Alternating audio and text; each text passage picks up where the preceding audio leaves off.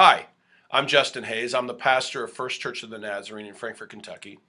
And I want to thank you for just taking a few minutes out of your day and listening to a very short teaching from the Bible.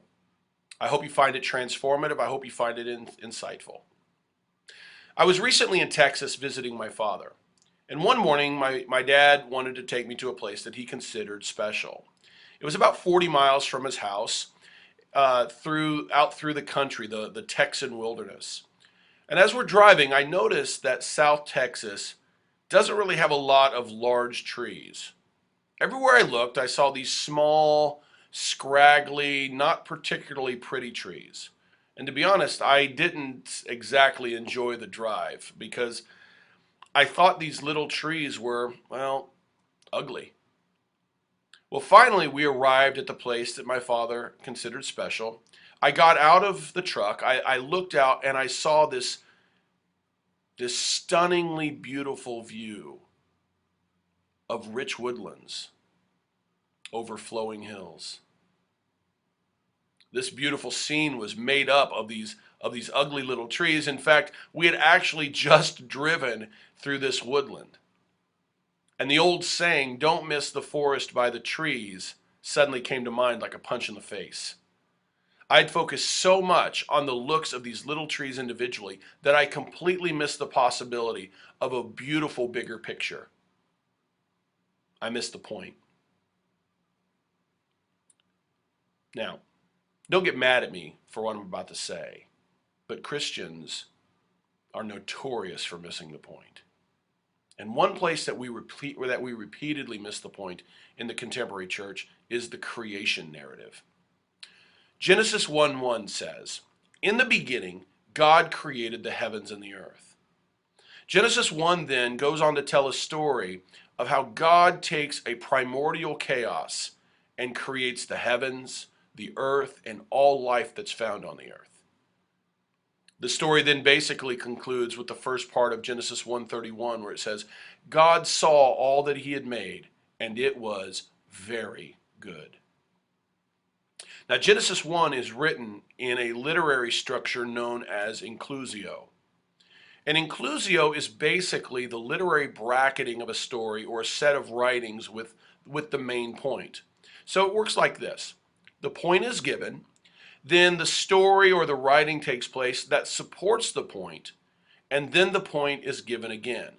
So it starts with the point, it ends with the point. And the main point of Genesis 1 is God is the creator. Now, for centuries, various Christian traditions have dangerously missed the point. And this has been especially true in the past 150 years since the introduction of Darwinian evolution.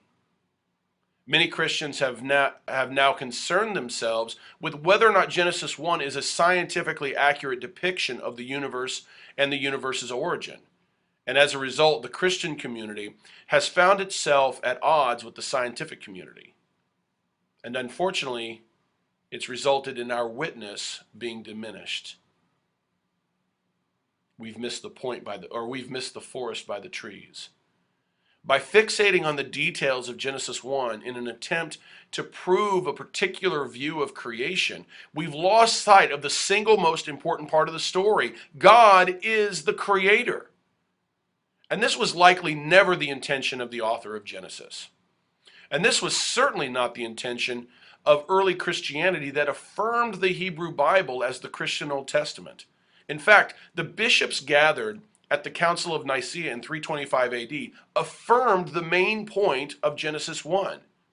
These Christian leaders were called by the Emperor Constantine to settle significant theological disputes raging within the church. And after considerable debate, the council published the Nicene Creed, which is one of the first official statements of faith for Christianity. Even today, the vast majority of Christian movements and traditions believe in the claims of the Nicene Creed. Now, we may disagree on the application or the actualization of those claims, but we don't disagree about whether or not the claims of the Nicene Creed represent Christian faith. And the first clause of the Nicene Creed reads, "We believe in one God the Father Almighty, maker of heaven and earth, and of all things visible and invisible. The bishops gathered at Nicaea didn't miss the point.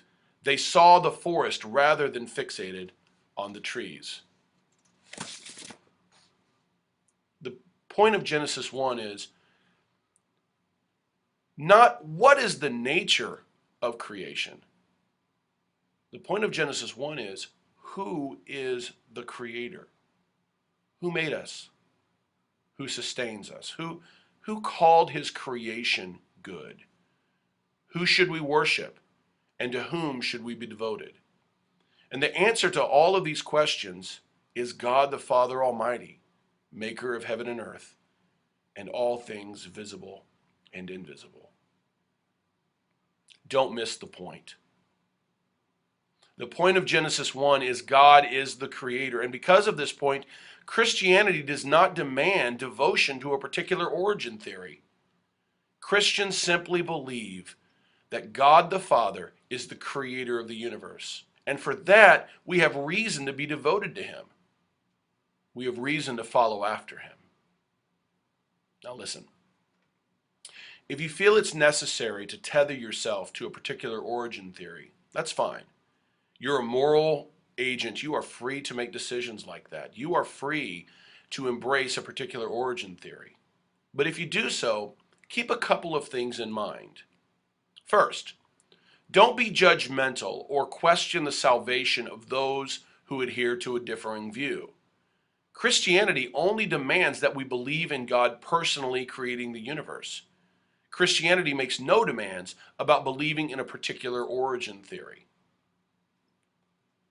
Second, be prepared to endure criticism or to answer the hard questions associated with your view. There are no clean origin theories. They all have holes, and some of those theories have gaping holes. Finally, and most importantly, whatever you do, do not miss the forest by the trees. Don't become so absorbed by your devotion to a particular origin theory that you completely miss the real point that God the Father Almighty is the creator. And so because of that, give your devotion to the Lord God rather than to a particular creation theory. On a hill in Texas, I missed the point. I missed the forest by the trees. Don't miss the forest by the trees. Don't miss the point. Genesis 1 is about who is the creator. God the Father Almighty, maker of heaven and earth, and of all things visible and invisible. Thank you so much for your time. I hope you enjoyed this teaching. If you found it insightful or useful, please consider passing it on. If you have questions or comments, we would love to hear from you. You can post comments on Facebook or Google+, or you could tweet questions to me at RevJL Hayes, RevJLHayes. And we will post another teaching next Monday. And for that, thank you again, and may the Lord bless you and keep you. May the Lord make his face shine upon you and be gracious to you. And may the Lord lift up his countenance upon you and give you peace.